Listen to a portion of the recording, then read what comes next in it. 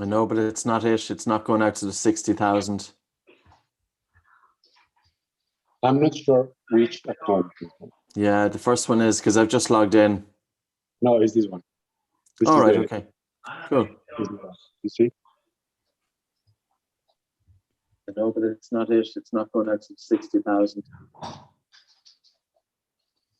I'm not sure which account. Yeah, the first one is because I've just logged in. No, it's this one. All right, okay. Cool. You see? Okay, real life. I will let people in, okay?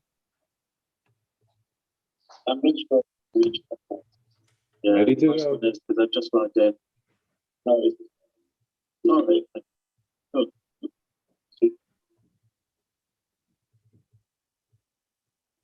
So good morning, everybody. We're here this morning. We're joined with Anastasis and also with Lucas. And the objective is to go through some yoga postures and to bring in functional breathing patterns. So to show you breathing in sync and looking at breathing from a number of different dimensions, including the biochemistry, the biomechanics, and also resonance frequency breathing, as well as breath tolling. I think the potential for this in yoga is enormous. And, you know, when you think of all of the people who are attending yoga classes, and to think that any student going to a yoga class, in that class, they could get training not only in yoga, but also to improve breathing patterns from a three-dimensional point of view, and to carry that information into their everyday life. The application is enormous, and it's at the very, very beginning. Generally in yoga, the focus is on the biomechanics, but we also need to focus on the biochemistry and also on resonance frequency breathing, that we can influence the autonomic nervous system, we can stress the body, we can relax the body, we can improve the tolerance to carbon dioxide, we can help open up the airways. So there's many things that we can do to the breath, and it's really about the depth to which we go into. My background is I've been involved with breathing for about 20 years, and my latest book is The Breathing Cure. And Anastasis, your background is, I'll pass it over to you. Yeah, it's in yoga. So I've been teaching for 8 years, and it was not until I came across Patrick's work. I'm now not speaking to you, Patrick, but to everyone on the call. It was not until I came across Patrick's work that I really understood the role of breathing. And I start changing the way I'm teaching. I start bringing in much more breathing, confident that I know what I'm teaching and I know the impact it will have in the body. But over the last year or so, having been working closely with Patrick, we realized that there is no need of splitting the asanas and the postures and the breathing separately. We can be putting them together and practicing them at the same time. And then we can amplify the effect. And this is what we will be giving you today as a taster. So if I can very quickly give you a little bit of a briefing of how this call will go through, we will progress. We will be guiding you through a series of asanas, as we said, and breathing exercises. I will be cueing the asanas. I will be giving you all the safety cues that you need, but keep in mind that this is only a short call. We are hoping to get through the practical aspect in 30 minutes or so, and then open it to Q&A. So you can be following along. You will be seeing me demonstrate, cueing the exercises. I will not be giving any corrections. If someone is pregnant, maybe they will need to do quite a few adjustments. So please stay away if you're not confident that for whatever reason, medical reason, or if you're pregnant, that these postures are right for you. And after I have finished its posture, describing it, Patrick will be cueing the breathing that will match this specific one. You will be following Patrick, and then we will be moving to the next and the next. One thing I would like you to pay attention to is that the muscles and the parts of the body that we will be addressing in today's class is not generic, it's not random. They are all parts that affect breathing. So if you were to just do the postures, you would get better at breathing. But imagine what will happen when now you will be combining that with some breath work at the same time. And I hope this is something that you enjoy. And if you have any questions, please leave them in the comments area, because afterwards, with the help of Lucas, we will be aiming to address as many as possible. So the first exercise that we are starting off, we're doing a series of 7 different asanas. The first one is in the lotus position, and this is focusing mainly on the biochemistry. So if you sit either upright on a chair or in the lotus position, and I would like you to imagine that there's a piece of string just gently pulling you up from the top of the back of the head towards the ceiling. Lengthen the distance between your navel and sternum, and widen the distance between the ribs, and to bring your attention from your mind onto your breathing, and to feel the slightly colder air coming into your nose and the slightly warmer air as it leaves your nose. So to bring your attention from the mind onto the breath, and to concentrate on the airflow as it enters and as it leaves the nostrils. As you feel your breathing, gently slow down the speed of the air as it enters the nose. Gently soften the speed of air as it enters the nose. There's a saying from yoga that your breathing should be so smooth that the fine hairs within the nostrils do not move. Breathing during yoga should not be hard. It should be subtle. It should be light. Can you soften the speed of the air entering the nostrils, and at the top of the breath, bring a total feeling of relaxation to the body and allow a relaxed and a gentle exhalation. The exhalation should be long and prolonged, but a normal exhalation. The length of the exhalation to the inhalation should be 1.5 times. So your exhalation should be 1.5 times longer than the inhalation. Bringing your attention back onto the breath, taking a very soft and a slow, gentle breath coming into the nose, and a relaxed and a slow and gentle exhalation. The objective is that you breathe less air into your body during this time. When you breathe less air, carbon dioxide increases in the blood. When carbon dioxide increases in the blood, you feel air hunger. But carbon dioxide is not just a waste gas. It performs a number of very important functions in the human body, including stimulating the vagus nerve, bringing the body into relaxation, opening up the blood vessels, opening up the airways, and improving oxygen delivery from the blood to the cells. So with this exercise, the objective is to breathe light. The objective is to breathe less. How do you breathe less air? Focus your attention on the airflow as it enters and leaves your nostrils, and slow down the speed of the air as it enters the nose. At the top of the breath, bring a total feeling of relaxation to the body and allow a relaxed and a gentle exhalation. When you breathe out, wait until you feel the need to breathe in again. And when you feel the need to breathe in, take a very soft and light and gentle breath in through your nose. And at the top of the breath, a total feeling of relaxation to the body and a relaxed and gentle exhalation. There's no need to hold your breath. There's no need to freeze your breathing. There's no need to deliberately interfere with the breathing muscles. Instead, bring a feeling of relaxation throughout the body. And with relaxation and gentle encouragement of the mind to allow your breathing to become softer. Soft breathing. Master of Qigong, Chris Pei, said there are 3 levels to breathing. The first level is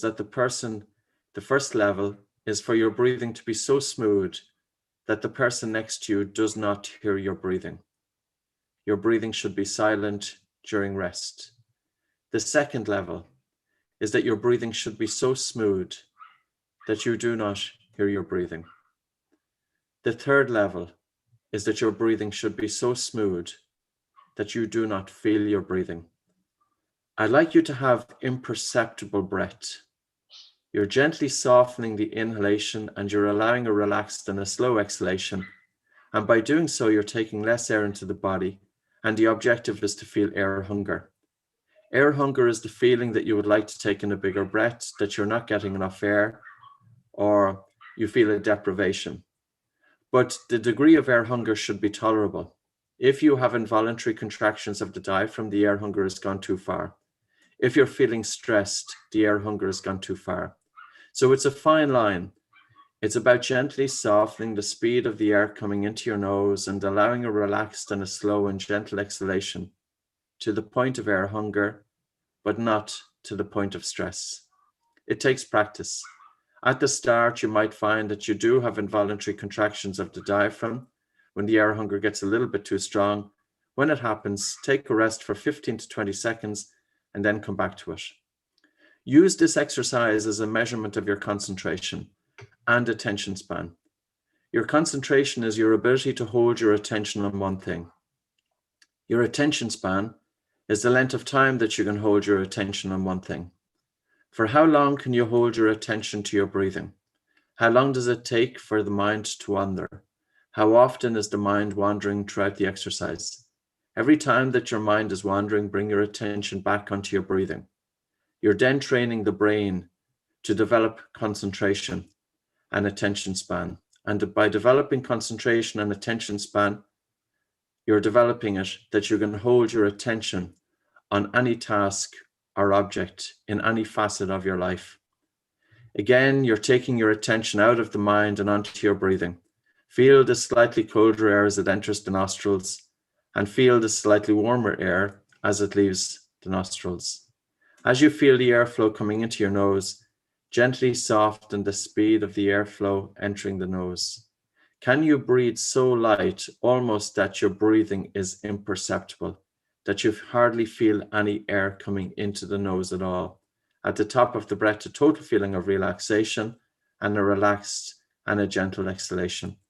You are doing the exercise if you feel air hunger, and the degree of air hunger should be tolerable. Air hunger is generated by an increase in carbon dioxide in the blood, which occurs due to breathing less air.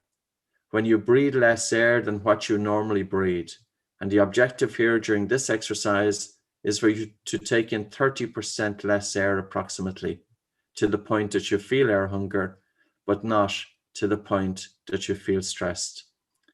Pay attention to the internal temperature of your fingers. Are they colder? Are they warmer? Are they the same? Pay attention to the amount of saliva in the mouth. Is it more? Is it less? Is it the same? And also pay attention to your state of alertness or drowsiness. Normally, when you do this exercise and you're gently softening the breath and you're quietening your breathing to the point of air hunger, and carbon dioxide is increasing in the blood, it's stimulating the vagus nerve. This in turn is causing secretion of the neurotransmitter acetylcholine, which in turn is causing a slowing of the heart. When the heart rate slows down, the brain interprets that the body is in a safe environment, and the brain communicates to the body accordingly. You will know that you have stimulated the vagus nerve by virtue of increased watery saliva in the mouth. When we go into a stressed state, the mouth tends to go dry. When we go into relaxation, when we slow down our breathing, when we breathe light, we have increased watery saliva in the mouth. The body is going into relaxation. So even though you're feeling air hunger and the degree of air hunger should be tolerable, keep bringing your attention back onto the breath. The objective is for you to feel air hunger and to observe, is there any change in the amount of watery saliva in the mouth?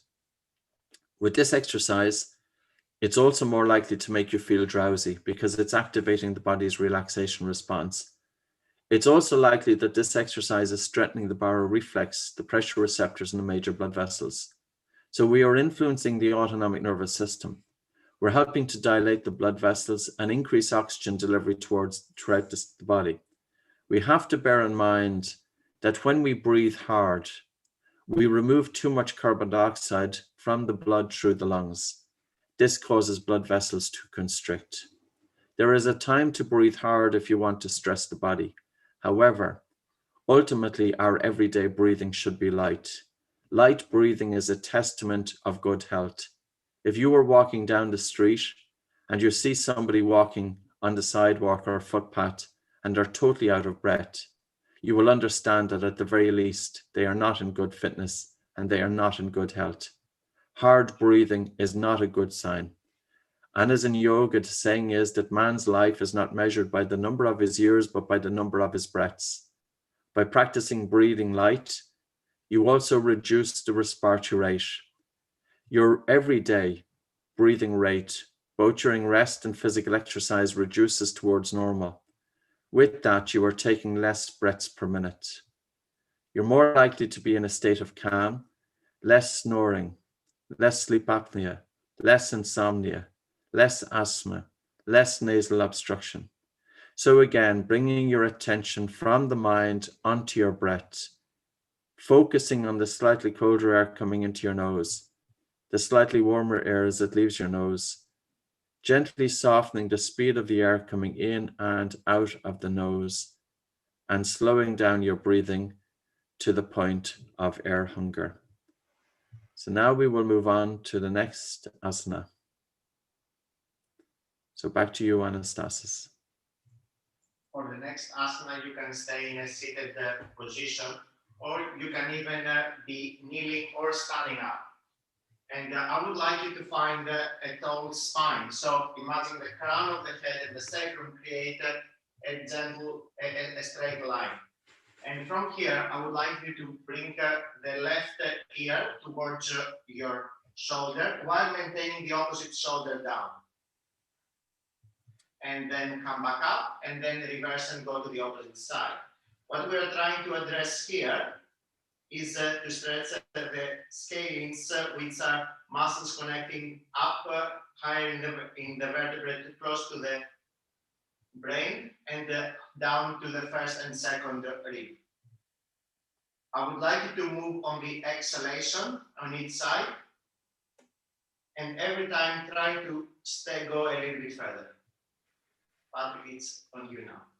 So now we are going to bring in breath holding. So now with your ear against your left shoulder, gently move your ear towards your right shoulder. To exhale through your nose and to hold your breath. 10, 9, 8, 7, 6, 5, 4, 3, 2, 1. And to let go with normal breathing and to gently move your left ear towards your left shoulder. So normal breathing, you gently move your left ear towards your left shoulder. You take a normal breath in through your nose and out and hold. 10, 9, 8, 7, 6, 5, 4, 3, 2, 1. Let go, breathe in through your nose. And now with normal breathing is to move your right ear towards your right shoulder. And now, whenever you're ready, is to hold for 12 seconds. 12, 11, 10, 9, 8, 7, 6, 5, 4, 3, 2, 1. And now to let go, to breathe in through your nose with normal breathing. And as you are breathing normal, to gently move your left ear towards your left shoulder. And for a breath hold of 12 seconds, take a normal breath in and out and hold your nose. 12, 11, 10, 9, 8, 7, 6, 5, 4, 3, 2, 1. Let go, breathe in through your nose, and now breathe normal. And as you breathe normal, gently move your right ear towards the right shoulder and hold for 14. Take a normal breath in and out and hold your nose. 14, 13, 12, 11, 10, 9, 8, 7, 6, 5, 4, 3, 2, 1. Breathe in through your nose and normal breathing. Have normal breathing in and out through your nose. Your nose is moistening, regulating volume, warming the air, filtering the air, harnessing nasal nitric oxide, and your nose is also connected with the diaphragm. With breathing through the nose, we have optimal movement of the diaphragm, but it's also important to breathe out through the nose because it's the nose that recovers heat and moisture from the exhaled breath. And now to move your left ear towards the left shoulder and to hold. Take a normal breath in through your nose and out through your nose and pinch your nose and hold. 14, 13, 12, 11, 10, 9, 8, 7, 6, 5, 4, 3, 2, 1, and let go. And now to breathe normal. And with this exercise, the objective is to generate tolerable air hunger. When we take a normal breath in and out through the nose, and then we do a breath hold, it's almost that we are extending the exhalation. This in turn is helping to stimulate the vagus nerve. It's also pooling nitric oxide inside the nasal cavity, so that when we breathe in, we're carrying that nitric oxide laden air into the lungs. This helps to redistribute the blood throughout the lungs. This improves gas exchange from the lungs to the blood. In the blood itself, during the breath hold, carbon dioxide increases. And as carbon dioxide increases, it causes a right shift of the oxyhemoglobin dissociation curve. Hemoglobin releases oxygen more readily in the presence of carbon dioxide. It's not about breathing in as much oxygen as possible and getting rid of as much carbon dioxide as possible. That thinking is flawed. Discovered back in 1904, the Bohr effect, Danish physiologist Christian Bohr, that the partial pressure of carbon dioxide in the blood is a catalyst for the release of oxygen from the red blood cells. Even though you feel air hunger during these exercises, more oxygen is getting delivered throughout the body, not less. Last one. So now I would like you to move your right ear towards your right shoulder to take a normal breath in and out through your nose and hold your nose. 15, 14, 13, 12, 11, 10, 9, 8, 7, 6, 5, 4, 3, 2, 1. Let go. Breathe in through your nose. And now to breathe normal. Just check as well, does it feel easier to breathe through your nose at this point? We said earlier on that by bringing in different dimensions of breathing into yoga, we can really enhance the practice. That all of those students that are attending yoga classes, you can show them how to open up the airways, how to improve the nose and the lungs, how to improve their blood circulation and oxygen delivery, how to stimulate the vagus nerve, and how to influence autonomic states. And last one, now to gently move your left ear to your left shoulder to take a normal breath in and out through your nose and hold 15, 14, 13, 12, 11, 10, 9, 8, 7, 6, 5, 4, 3, 2, 1. Let go and breathe in through your nose. So the nitric oxide that is pooled during that breath hold, you're carrying that nitric oxide into your lungs. Nitric oxide is antiviral, it's antibacterial, it's a bronchodilator, it redistributes the blood throughout the lungs. And in 1988, it was discovered that the pressure of oxygen in the blood is 10% higher when you breathe through your nose versus breathing through the mouth. So now for asana number 3. Back to you, Anastasis. For the next asana, we will be starting lying down. And I would want you to focus on the effect that this asana will give to the front of your deltoids, anterior deltoids, and pec minor, the upper top side of your pectoral muscles. I want you to lie on your abdomen and start by extending the right arm out to the side. I want you to have the hand same level with your eyes and place the left hand on the side of your head.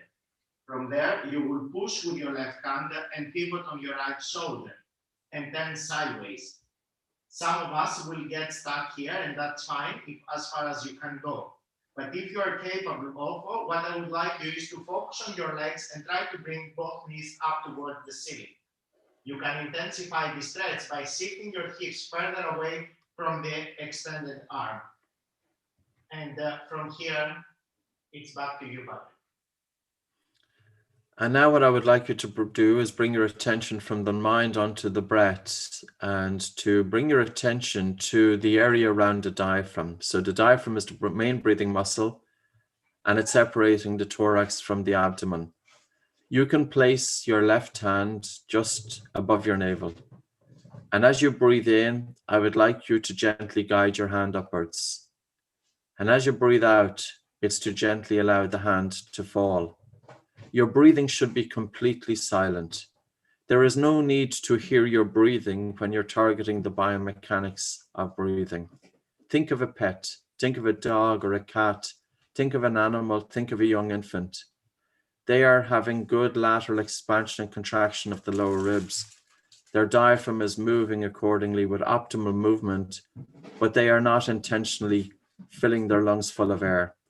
We want to have a balance between the biomechanics and targeting, we want to have a balance between targeting the biomechanics and the biochemistry. So I would like you to, as you breathe in, that you're gently guiding your hands upwards. And as you breathe out, you're gently guiding your hand downwards. Your breath is silent, your breath is slow, and your breath is smooth. So as you breathe in, your hand is gently rising upwards. And as you breathe out, your hand is gently falling down. As you breathe in and the diaphragm breathing muscle is moving downwards, you will have movement to the sides, movement to the back, and movement to the front. Movement to the sides is a good gauge of the generation of intra-abdominal pressure. So as the diaphragm moves downwards, the pressure inside the chest is negative, but the pressure in the abdomen is positive. The generation of intra-abdominal pressure is very important for functional movement, and this occurs with optimal amplitude of the diaphragm. You harness optimal amplitude of the diaphragm more effectively when you breathe in and out through your nose. Your mouth is targeting the upper chest. You cannot achieve long-term optimal movement of the diaphragm by having everyday breathing through the mouth. So as you breathe in, the objective is to gently guide your tummy upwards. And as you breathe out, to gently allow your tummy to fall. And now we are going to slow down the respiratory rate to enhance alveolar ventilation, to bring the respiratory rate down to 6 breaths per minute. This in turn will increase heart rate variability, which is a measure of vagal tone. We're going to breathe in for 5 seconds and to breathe out for 5 seconds. To breathe in, 2, 3, 4, 5, out, 2, 3, 4, 5, in, 2, 3, 4, 5, out, 2, 3, 4, 5, in, 2, 3, 4, 5. And now to take a rest and to change position. So back to you, Anastasis. Slowly move out of the position. It might be the case that you feel a little bit of numbness in your shoulders and your arm, but it should be fine. And I bet if you come to a kneeling position for a second and you compare your two sides of your upper body, you will feel the difference. You will possibly feel that your right shoulder can stay a lot further back in comparison to the left. We're going to even the two sides of the body out. One thing that you may have seen, but I didn't say in the first slide, is that you don't need to have anything underneath your head, but you may want to put a block for comfort. Now you're lying on your abdomen and you're extending your left arm out, left hand same level with your eyes, right hand on the side of the head. You push with the right hand and pivot on the left shoulder, turning sideways. It is quite common to have discrepancies between the two sides. So if you find that the second side is more open or more restricted than the first one, it's fine. Go as far as your body allows you to. If you're capable of shifting both knees up towards the ceiling and your hips further away from the left arm, do so. Back to you, Patrick. And now again, to bring your attention from the mind onto your breath and to have your right hand just resting above your navel. And that as you breathe in, you're just gently guiding your tummy upwards. And as you breathe out, you're gently allowing the tummy to fall. And as you breathe in, you're gently guiding your tummy upwards. And as you breathe out, you're gently allowing your tummy to fall. And to breathe in for 5 seconds and to breathe out for 5 seconds to enhance alveolar ventilation, to enhance gas exchange from the lungs into the blood, to reduce dead space. To breathe in, 2, 3, 4, 5, out, 2, 3, 4, 5, in, 2, 3, 4, 5, out, 2, 3, 4, 5, in, 2, 3, 4, 5, out, 2, 3, 4, 5, in, 2, 3, 4, 5, out, 2, 3, 4, 5. Continue in this manner. As you breathe in, you're gently guiding your tummy upwards. You're not pushing or pulling. And as you breathe out, you're gently allowing the tummy to fall. Your breathing should be light, silent. And a good acronym is light, slow, deep, LSD, or nose, slow, and low. Light, gently allow your breathing to soften to the point of air hunger. Slow. As you breathe in, gently guide your tummy upwards, breathing in for 5 seconds and breathing out for 5 seconds. Deep. As you breathe in, your tummy gently rises, and as you breathe out, your tummy gently falls. Bring all 3 dimensions of breathing together. Use your asana to target the biochemistry, to improve blood flow, to improve oxygen delivery. Use your asana to target also the biomechanics to achieve optimal amplitude of the diaphragm. And use your asana to bring in resonance frequency breathing to influence the functioning of the autonomic nervous system. Now we go on to exercise or posture number 4. Like before, slowly make your way out and bring yourself into a kneeling position. Notice if now the 2 sides of the 2 shoulders feel equally open. Potentially, you may be able to notice the difference if you have a mirror that your shoulders should be set a little bit further back. For the next posture, we will be in a lunge, and some of us may benefit by having something to bear some weight from their hands, but also make sure that the back knee is having some cushion, especially if the floor that you're practicing is hard. I would like you to start with your left leg forward and the right leg back. And although there are many variations in this pose, I would like you to stay with a very safe one, where the knee will be above your ankle, without saying that other variations are not necessarily safe for you. And I would like you to bring your back knee as far back as you need to, so that you can feel a stretch in the front of the left thigh. What we're targeting to stretch in this and the following postures is muscles in the below the diaphragm, while before we were focusing on muscles that are more secondary respiratory muscles and they are above the diaphragm. The one we are targeting now is psoas, which is one of the hip flexors. And the psoas comes not only from the front of your thighs, but also goes through the hip bones and attaches to the lower back, which is why some of us may be feeling some pressure in the lower back. And if that's you, I will encourage you to back off a little bit and bring the feet a bit closer. I will encourage you to maintain the stretch only in the front of your hips and maintain the navel in, which will support the integrity of your abdomen. Patrick will speak in a second more about that. And you will hold if you need some support for your hands. If you find it wobbly, please place your hands on a block or on a furniture that you have around where you are. It's on you, Patrick. So now what I would like you to do is to bring your attention to your either side of the lower ribs. So you could put your hands either side of the lower ribs. And the whole objective here is that as you breathe in, that the lower ribs gently move out. And as you breathe out, that the lower ribs are gently moving in. As I said earlier on, a good gauge of the generation of intra-abdominal pressure is lateral expansion and contraction of the lower ribs, because it takes IAP to push the ribs outwards. So as you breathe in, the lower ribs are gently moving out. And as you breathe out, your lower ribs are gently moving in. Your breath is silent, your breath is soft, and your breath is slow. And as the diaphragm moves downwards, you're going to have movement to the front, movement to the sides, and movement to the back. The core is a box. It's not just about training the abs. The diaphragm is the roof. The pelvic floor is the floor. You have the abs to the front, and you've got the spinal muscles to the back. So as you breathe in, gently feel your ribs pushing your hands outwards. And as you breathe out, gently feel your hands guiding your ribs inwards. And as you breathe in, gently feel your ribs pushing your hands outwards. And as you breathe out, gently feel your hands guiding your ribs inwards. And now we will switch position to the other legs.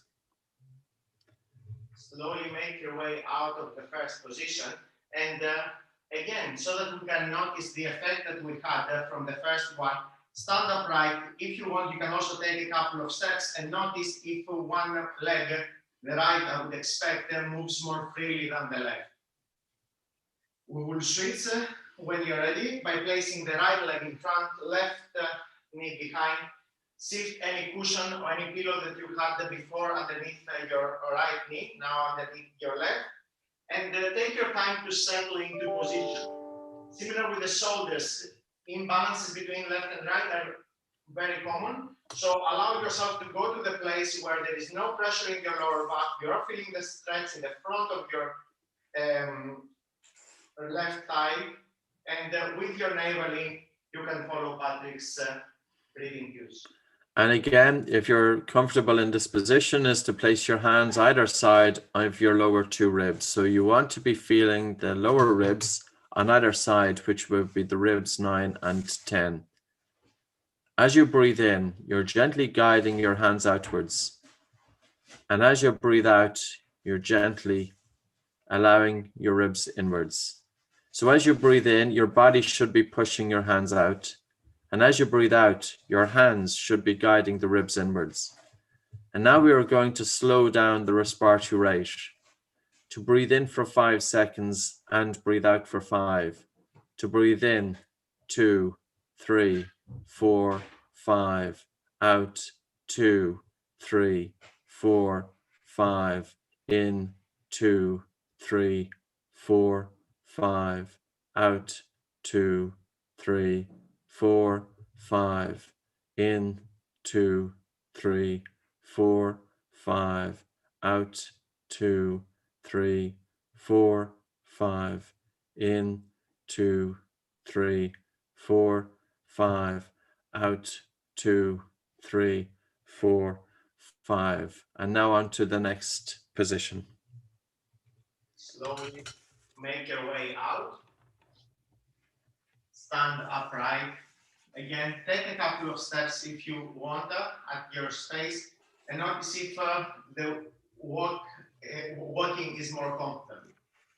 For the next pause, I'm going to give you a couple of options, and as I said before, we are still working on more primary muscles, and the reason why I'm calling them primary is because both the psoas, which we just addressed, but also the quadratus lumborum, which we'll address now, do attach to the diaphragm. So it doesn't take a stretch of imagination to assume that if this muscle that attaches to the diaphragm, the primary respiratory muscle, the diaphragm's movement will be restricted. We're going to be coming to a standing forward bend, and option 1, you will be doing it in the middle of the room without any props. So feet can be hip distance apart. Feel free to micro bend your knees if you need to, especially those of us that have hypermobile knees. And from here, actually I say those of us, I don't have, but yeah, some of you may do. And hands on the pelvis. I would like you to start by keeping your spine straight initially, navel in, and fall forward. And at some point, you will, as you move forward, you may want to stay here. Think of your head going down. Imagine your head is heavy, but also make sure that your shoulders are not coming up towards your ears, but you're keeping them back. From here, a couple of options. Hands can stay on the pelvis. Hands can come on your shins or the floor or on blocks. Now, for those of you that have access to some blocks or to some other elevated surface, what you can do is position your head on top of the blocks. And I will demonstrate that now. This will give you the benefit of taking a lot of your head's weight onto the blocks, and as a result, calm your nervous system down a lot. Remember, knees can be slightly bent, and from now you can follow. From now on, you can follow Patrick's doing. This posture is naturally going to restrict your breathing. And by restricting your breathing, it's likely that you will breathe less air. Go with that. Go with the feeling of the restriction of your breathing and soften the breath. Don't worry about timing your breathing. Don't worry about whether you're breathing low or high. Just focus on taking your attention out of the mind onto your breathing and soften the breath. Feel the slightly colder air coming into your nose and feel the slightly warmer air leaving your nose. And gently soften your breathing to the point of air hunger. The objective is that you are taking less air into the body, that for 3 or 4 minutes, you are breathing less air, about 30% less air, and this in turn will increase carbon dioxide in the blood, and this will generate a feeling of air hunger. Remember what the increase of carbon dioxide is doing to your blood circulation, your oxygen delivery, your airways, and the vagus nerve. The feeling of air hunger is not due to a deprivation of oxygen. There is so much oxygen in the human body that oxygen levels need to drop by about half before breathing is stimulated. When you breathe less air, the feeling of air hunger is because carbon dioxide is increased in the blood, and the brain is reacting to the increase of carbon dioxide by sending an increased stimulus to breathe. The body is very sensitive to increased carbon dioxide, such that an small increase of CO2 can easily double ventilation. You're taking your attention out of your mind and onto your breathing, and you're softening the speed of the air as it enters and as it leaves your nose. And you're just allowing your breathing to soften. Take only enough air, what you need. Don't overbreathe. Your breathing should be completely silent and your breathing should be imperceptible.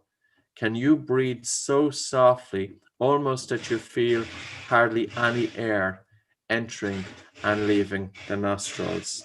And we continue this for about 1 minute more, breathing light, breathing soft, and breathing slow. You're breathing in and out through your nose, and you're feeling air hunger.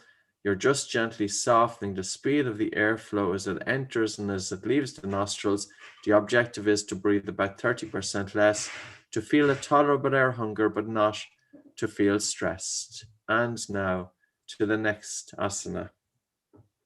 Slowly bend your knees a little bit more. And with the hands on the pelvis, unravel one vertebra at a time. Keep your head heavy, and as it will be the last one to come up.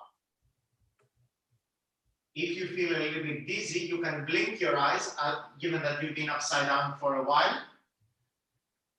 And make sure now that if you feel that you're still out of breath because of the pressure that you put your lungs through, feel free to maintain nasal breathing in the recovery phase, which is now. And as you're hearing me describing the next and last asana, I want you to know that you have a few options. What we are aiming here to do is perform an inversion. Inversions, there are many, and I imagine that a lot of you will be familiar with different ones. And so if you want to do any inversion of your choice, such as a headstand or some other inversion, please do. I will be guiding you through a shoulder stand. And shoulder stand can be performed in the middle of the room, which I will demonstrate quickly in the beginning, but it can also be performed on the wall, which will make it accessible, I would assume, pretty much to everyone. So if you were to perform it in the middle of the room, what I would suggest is to take this, lie on your back and use your hands to push yourself so that your legs and your hips especially come above your head. Now, if you're not confident in doing that, wait for a second as I will demonstrate against the wall. So from here, you can swing your legs over your head. And now the next thing you want to do is place your hands as far up on the lower ribs as possible. Some of us may feel a bit restricted here. So if your hands are a little bit closer to your glutes, that's fine. Avoid having the hands on the sides of the body, as this would not allow you to support much of your body's weight on your hands. Ultimately, you can straighten your legs up and try to keep your legs together. This would be the option for those of you that want to practice in the middle of the room. But now I will demonstrate what happens for those of you that prefer to use the wall. Shift your hips very close to the wall, and from there, bend your knees. you will push the wall, and this will allow your hips to come off the floor. This will give you enough time, and they will feel quite comfortable to position your hands on either side of your lower back or the ribs. Option 1, you stay here. Option 2, you straighten one leg. Option 3, you can straighten both legs. But again, you can always stay with one or both feet on the floor. It's on you now. So the objective here again is to breathe light.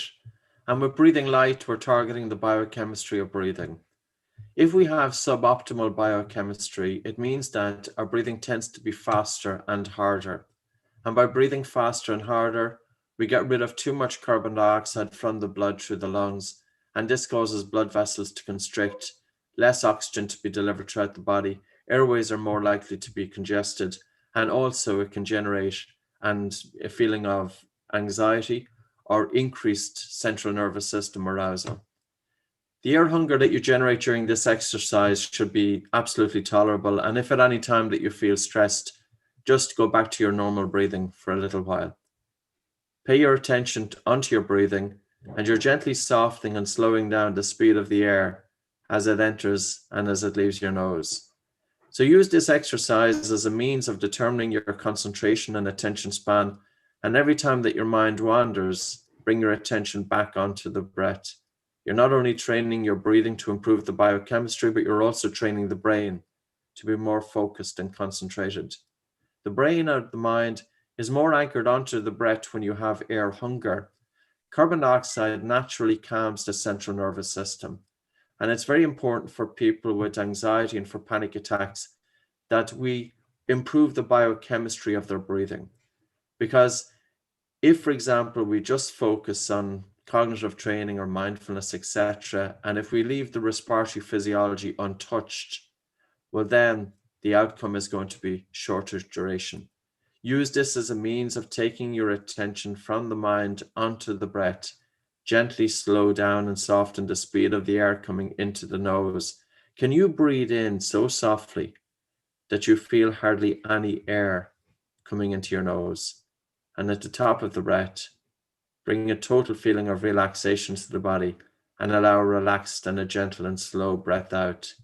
And again, as you breathe in very softly and very slowly, that you're feeling hardly any air, that your breath is imperceptible, that if somebody was to look at your breathing, they would hardly see any movement. Hide your breathing, quieten your breathing, calm your breathing, silent breathing, soft breath as it enters the nostrils, and a relaxed and gentle, slow breath out. The objective is to breathe less air into the body.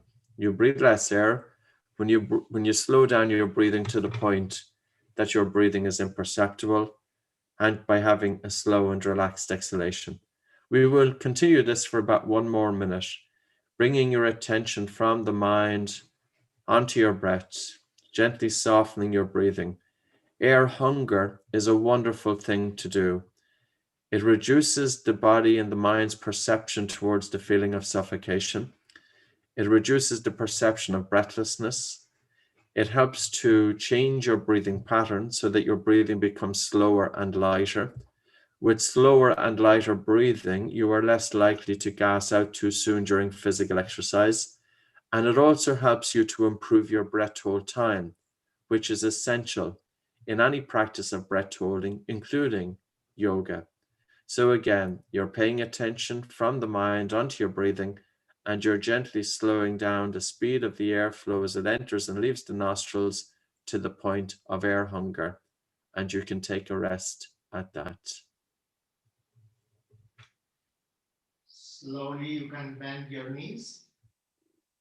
Place your hands on either side of your body and use your abdominals, your strength in your abdomen to bring one vertebra at a time towards the floor.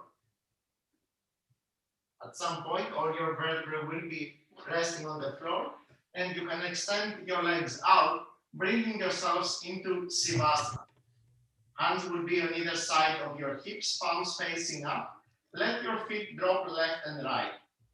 Make sure there are no creases at the back of your head, so you may need to lift your head and repositioning it, so you can maintain a long neck.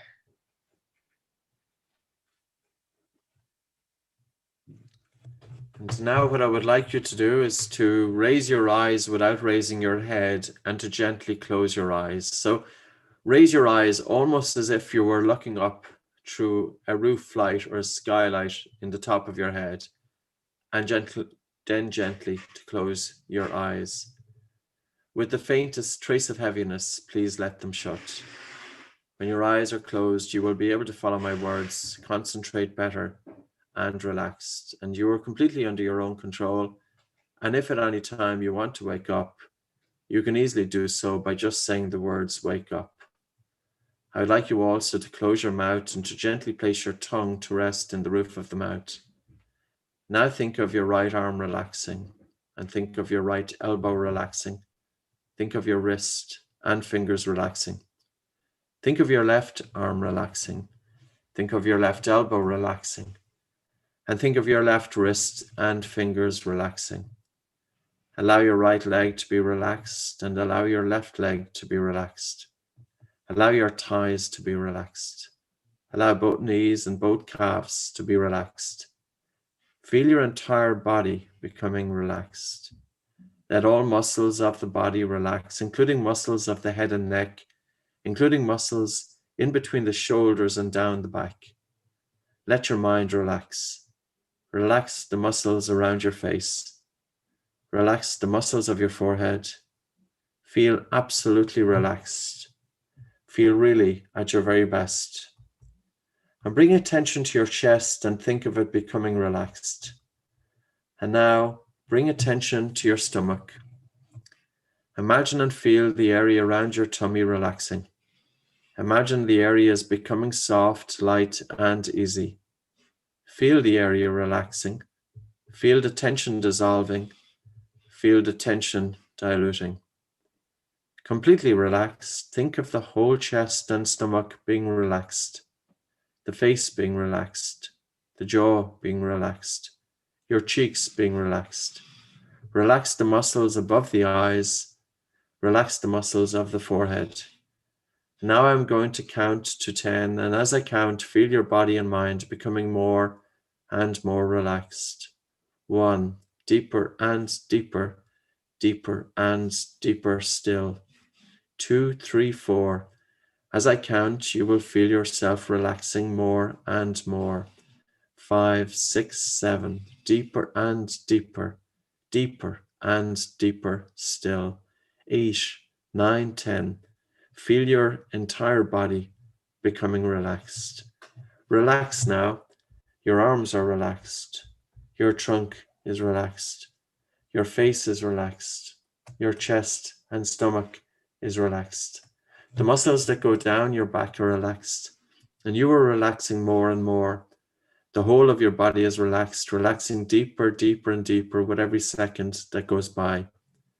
And let your mind relax the same way, absolutely relaxed. This is our natural state. Allow all unwanted thoughts to leave your mind easily and effortlessly.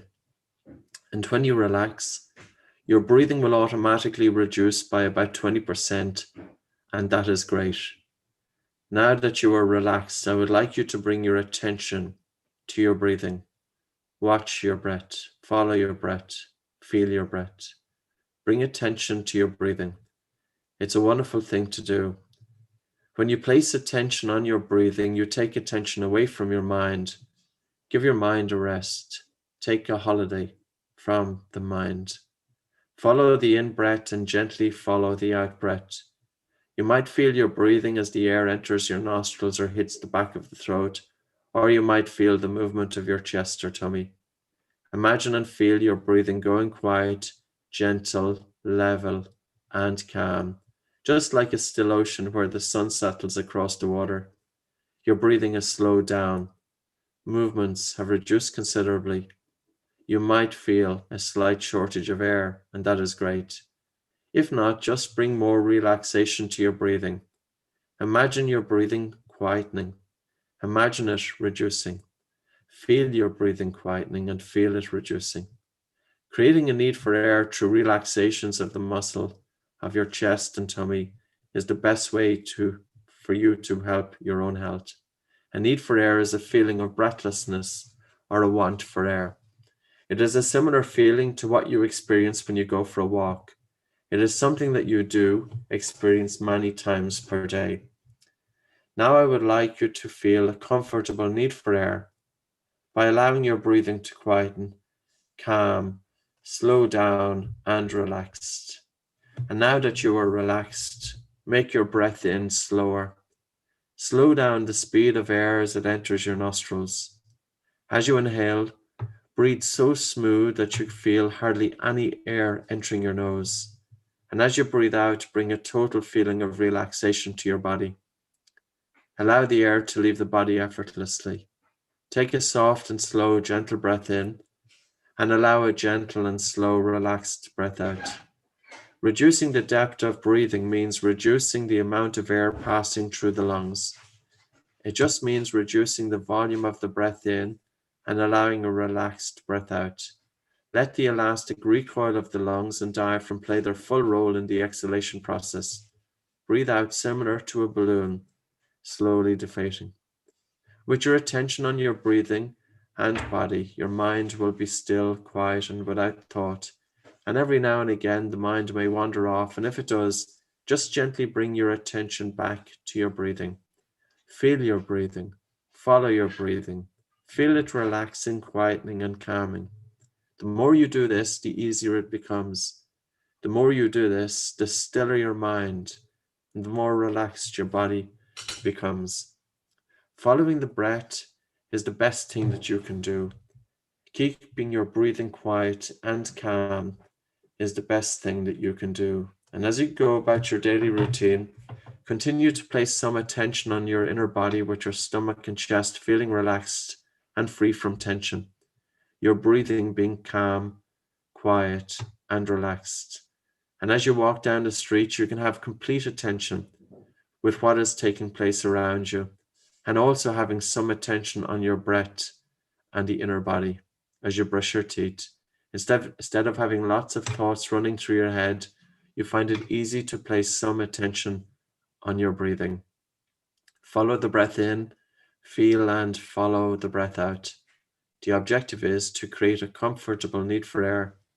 By allowing your breathing to relax and quieten, you will find it easy to create a comfortable need for air. Your chest is still. Your tummy is moving gently as you take each breath. Your breathing is calm, regular, relaxed, and quiet. You are breathing perfectly, just like that of a healthy young child. Your mouth is closed, and the tummy gently moves in and out. And if your mind wanders off, just bring your attention back to your breathing. The mind may wander off every now and again, and with each additional day that you follow your breath, the mind wanders less and less. If the mind wanders, that's okay too. Just bring your attention gently back to your breathing. Your breathing gradually becomes quieter and stiller, gently taking a soft breath in and a relaxed, gentle breath out. A soft breath in and a relaxed breath out.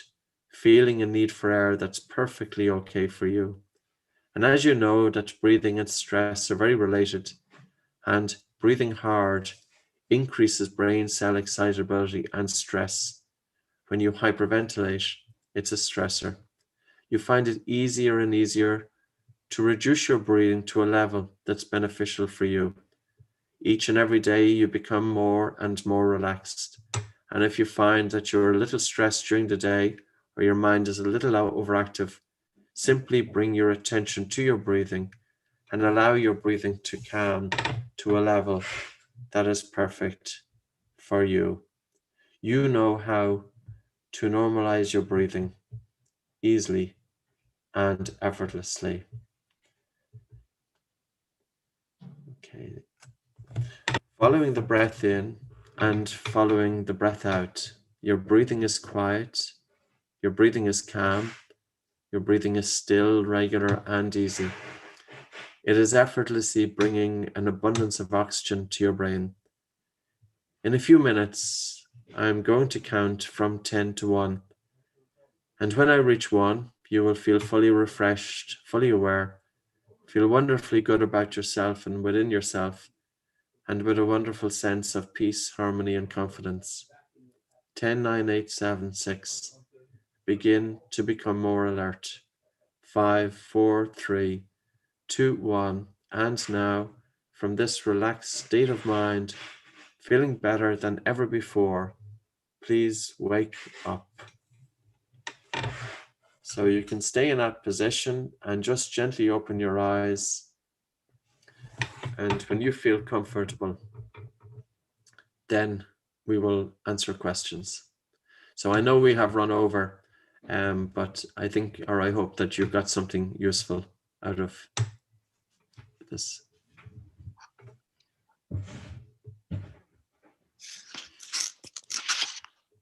So Lucas, we're going to pass it over to you in terms of questions that people may have. Okay, sure. Thank you so much, guys. It was a very good session, and everyone who joined, thank you so much. And yeah, we have a couple of questions here in YouTube. We have a very good one.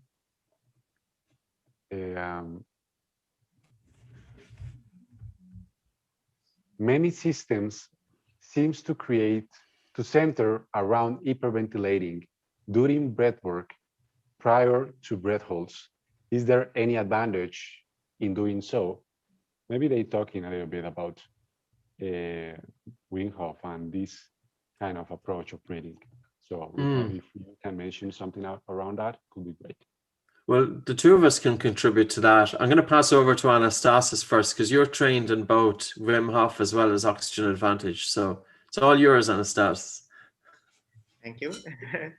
So obviously, we know that hyperventilation can be a stressor for the body. So, and it's not actually just the Wim Hof. The question was a little bit more broad. So I will mention, this session was about yoga. Kapalabhati, which is a very popular breathing technique, is can it's not necessarily bring us into hyperventilation. And it has been shown to shut the supply of oxygen into the prefrontal cortex. So, and actually, this is really, it's like light-headed, I think, one of the translations of the word Kapalabhati. So the goal is here the first thing to answer is, what do we want to achieve? Do we want to oxygenate ourselves? Do we want to support our metabolism and provide it with sufficient oxygen? Or we want to deprive ourselves from oxygen? Now, if we answer this question, then we can decide which breathing technique will be more appropriate. The conversation can go for long, but this is my quick answer. Please, Patrick, it's on you. I agree. In terms of breathing, any breathing exercise, you can break it down in terms of what dimensions is it targeting. How is it affecting the biochemistry? So hyperventilation is going to drive out too much carbon dioxide from the blood through the lungs. This increases blood pH. How does it target the biomechanics? How does it influence the psychophysiological aspect of breathing? Is it a stressor or is it a relaxer? So any breathing exercise, when you break it down, you can ask, what dimension of breathing is it targeting and what's it doing to the body? Hyperventilation and long breath holds are stressors. Relaxed and slow breathing, especially a slow and prolonged exhalation, or small breath holds, are relaxers. So there is a time to do stressor exercises, but they won't be suitable to everybody. And also, if you stress the body, you need to bring the body back into recovery. So for example, we are doing stressor exercises. We have been doing them for 20 years, but we always warm up first.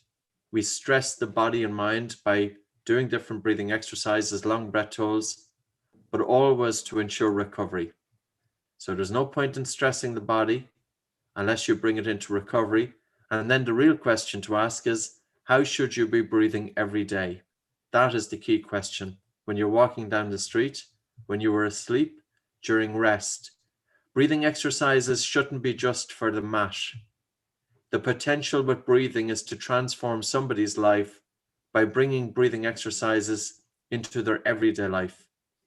And that's what we've been doing for 20 years. And this is where the crux lies, to empower people to understand how they can influence their own states and take responsibility for their own health by changing their breathing patterns. I think sometimes we have to be careful that if we are teaching hyperventilation, that we teach that this is not increasing oxygen uptake in the blood. It will increase the amount of oxygen dissolved in the plasma, but only about 1.5% of oxygen is carried in plasma. So hyperventilation does not cause oxygen to be roaming freely throughout the body. Hyperventilation gets rid of too much carbon dioxide from the blood. Blood vessels constrict. There's a left shift of the oxyhemoglobin dissociation curve. Less oxygen is delivered throughout the body. It's a stressor. That's what hyperventilation does. Can I address next a question that I received from Instagram, and then we can continue with the questions that are live now. So that's, I think you will be an excellent person to answer this question, the most appropriate, Patrick. So if I could ask a question on you both, it would be this. My bolt score remains stubbornly at 9 to 10 seconds. Even after 3 weeks of practice. What am I doing wrong? My practice is a little irregular, but I managed to put in 30 to 60 minutes daily with 5 to 15 minute sessions. I maintain a cadence of 10 breaths per minute. I maintain diaphragmatic breathing and slow my breathing, but I struggle with the feeling of air hunger. As soon as I experience this, my urge to breathe quickly becomes strong and I have to tense up quite a bit to maintain it. I have not yet learned to achieve, let alone maintain, light air hunger. Okay, this is where breathing exercises need to be tailored according to the individual. So this person has a bolt score of 9 and 10 seconds. That means that they have a fast respiratory rate. Most certainly an indicator that they have dysfunctional breathing patterns, more likely upper chest, and also feeling air hunger during their everyday breathing. So this person is likely to feel a sensation that they are not getting enough air during their everyday breathing patterns. Slowing down the respiratory rate, reducing breathing volume, breathing low, is not the place to start. We need to start off with breathing recovery. So we start off with small breath holds. So the whole objective is to increase their bolt score from 10 to about 14, 15 seconds. And we could do that by doing breathing recovery, either sitting or walking, for about 10 minutes every hour for about 6 hours per day. And when the bolt score increases to 14 or 15 seconds, the person has an improved tolerance to carbon dioxide buildup, and then they can start breathing light. It is normal that if the bolt score is 10 seconds, that when a person already feels air hunger, and then you try to slow down their breathing on top of the air hunger, the increased air hunger can put them into a state of panic. And very often with a person with a bolt score of 10 seconds, there is some condition feeding into this. It could be asthma, it could be childhood asthma, it could be panic, it could be anxiety. So genetically, and also depending on the condition, the state of health of the person, something is contributing to their lower bolt score. But you can increase the bolt score using different breathing exercises. But the main thing is start off with breath holds, short breath holds. Don't do reduced breathing. Don't practice slow breathing. Don't worry about breathing using the diaphragm for the moment. Just focus on doing short breath holds to get your bolt score up to about 14 or 15 seconds, and then bring in breathe light. The best thing to do is when your bolt score is so low, you need an instructor. Trying to do it for yourself, it's like learning to play a game of golf. You can read a book, you can watch a video, or you can get a coach. If you want to really learn how to play the game of golf, go get a coach. Good. Okay, I continue with our people in Zoom. We have a couple of interesting questions. How often we can or should do this set of exercises, Anastasis and Patrick? The Ivan asana Ivanovic. exercises, as far as the asana exercise, I would say starting with once a day can go a very long way. I think the breathing exercises are so diverse that you can be practicing it first thing in the morning. You can be practicing it last thing at night to set your body, like breathing light, to set your body for a good night's sleep, or even to support digestion after a meal. So yeah, I think that would be my answer. Patrick. Yeah, like in terms of the exercise that we did there are very gentle. Even the breath holds to 15 seconds, for most people, it's very tolerable. So you could be doing 30 to 60 minutes a day easily. The main thing is to do it with relaxation. If, for example, somebody is practicing breathing exercises and if they are interfering too much in their breathing or trying to hold their breath or tense up their body to restrict their breathing, that would generate tension. So it's really important to allow the breath to soften using the mind and a feeling of relaxation.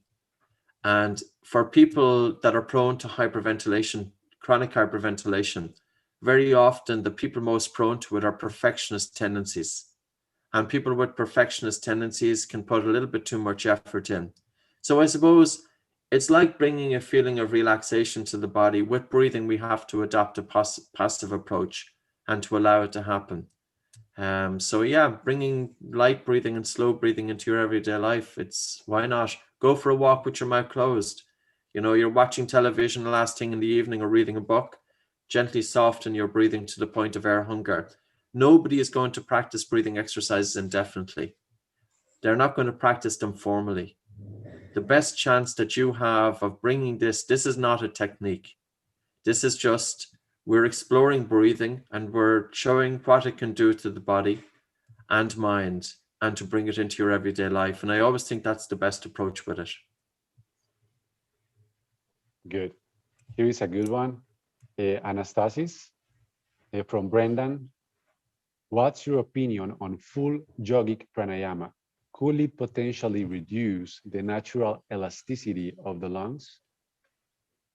Okay, so I believe that with yogic breathing, it's usually referred to as Ujjayi breath, which is something that we go into deep depth into the breathing in yoga course that Patrick and myself are co-teaching. And there we even have a whole class. By the way, I need to say that today's class was a sample class. When we merge yoga and oxygen advantage, we have 4 different types of classes that we teach, and today was a sample of one of the first, which is open to all levels. Just to put things into perspective, it would be impossible to cover everything. So in one of them, the one that we try to work on concentration, we address a lot. We basically try to use yogic Ujjayi breath throughout the class. But might be very different from the way that you may have heard other people doing Ujjayi breath, which is very heavy and very loud. Now, I think we need first to identify what is the right way of doing yogic breathing. And the next thing I was going to say is that if you're breathing very softly, which in my opinion and in Patrick's opinion, this is the ideal type of breathing, not only you will not reduce the elasticity of the lung capacity, but you will increase it. The lungs don't like to take a lot of air in, but there you go. A lot of people, the way they do the yogic breathing is like,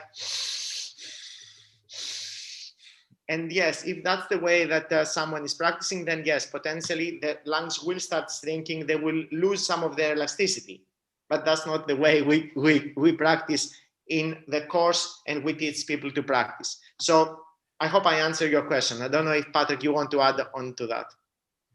Yeah, I think, you know, in terms of the application of breathing in yoga, it should be stressed to yoga students not to hear your breathing unless you are doing some exercises specific to stress the body. But if you're targeting the biomechanics, breath should be silent in and out through the nose.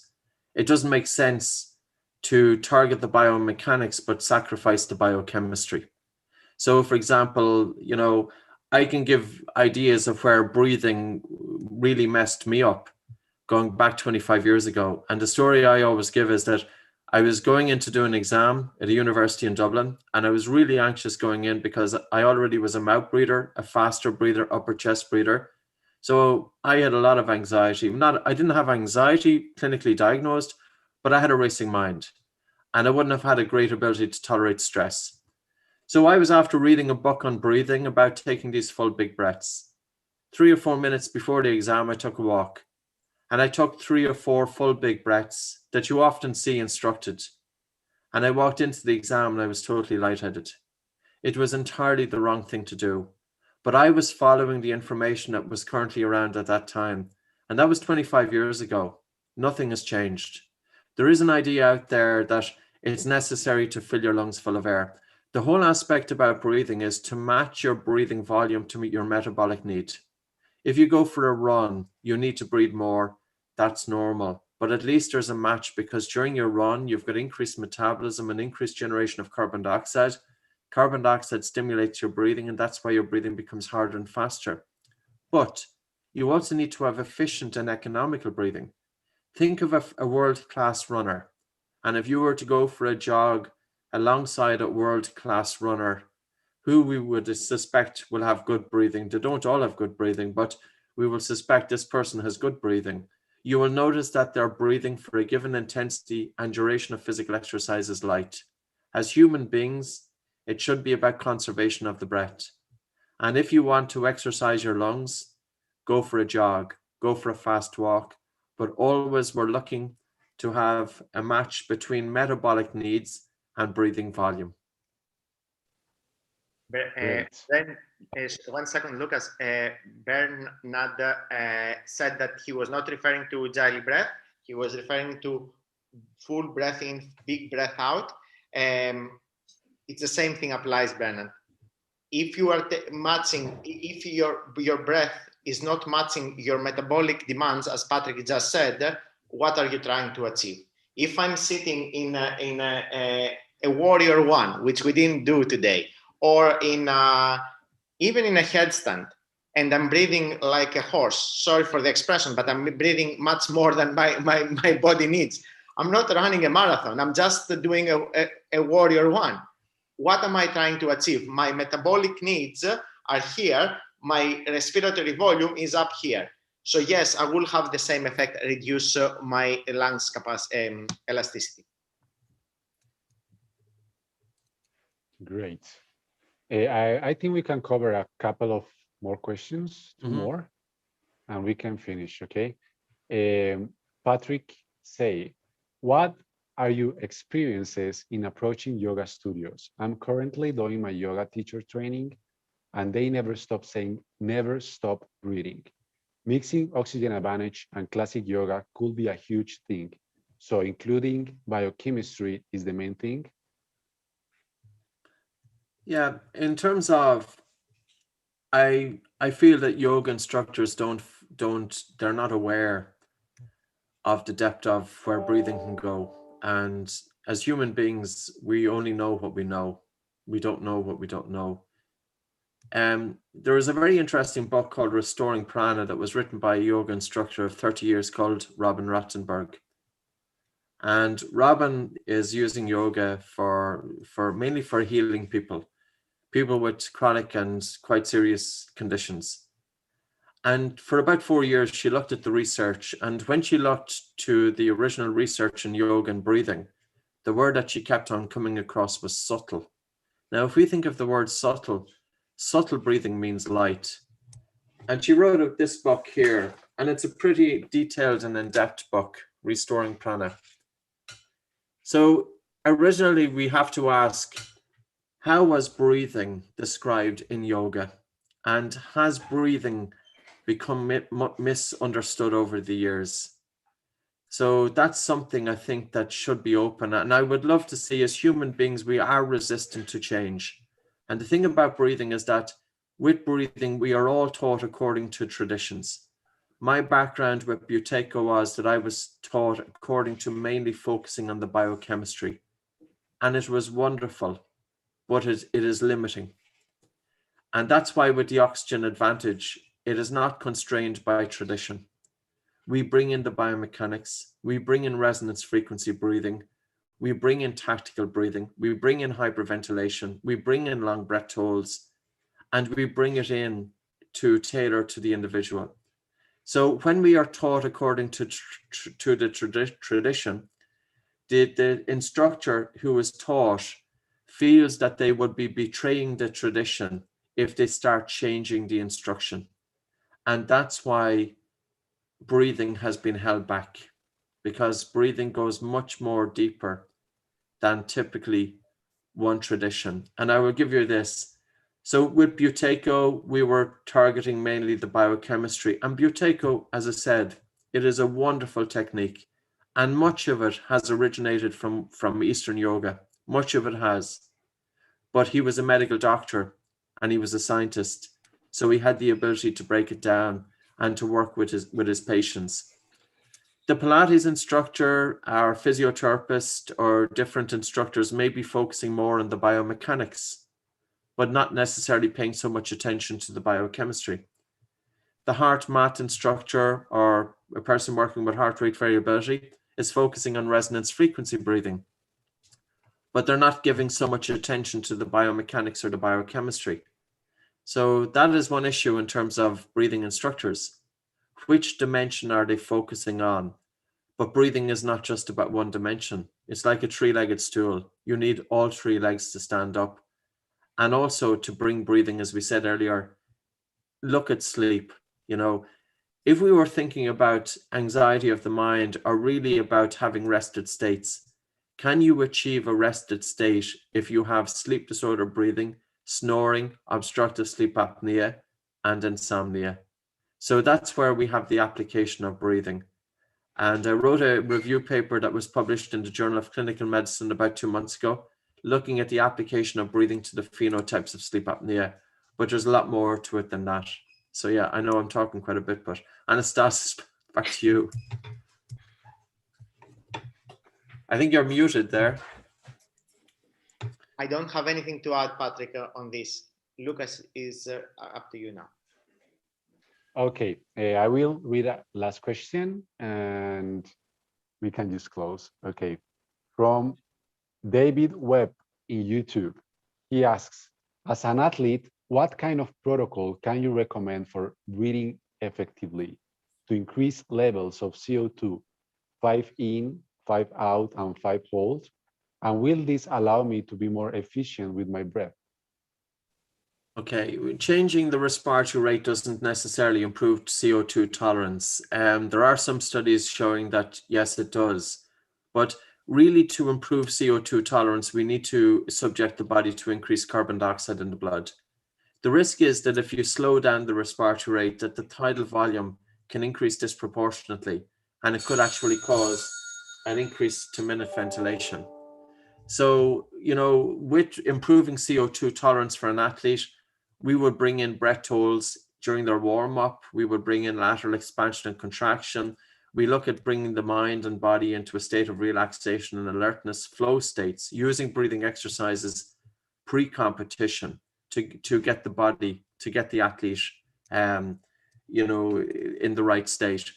During physical exercise, to understand that if you have a high Bolt score, that it is regarded, your breath hold time is regarded as a measurement of breathlessness. Now I see there's a question there from Andrea that she has a Bolt score of up to 40 seconds, but she's getting breathless walking up the stairs. It's very unusual, Andrea. I don't have an answer for you.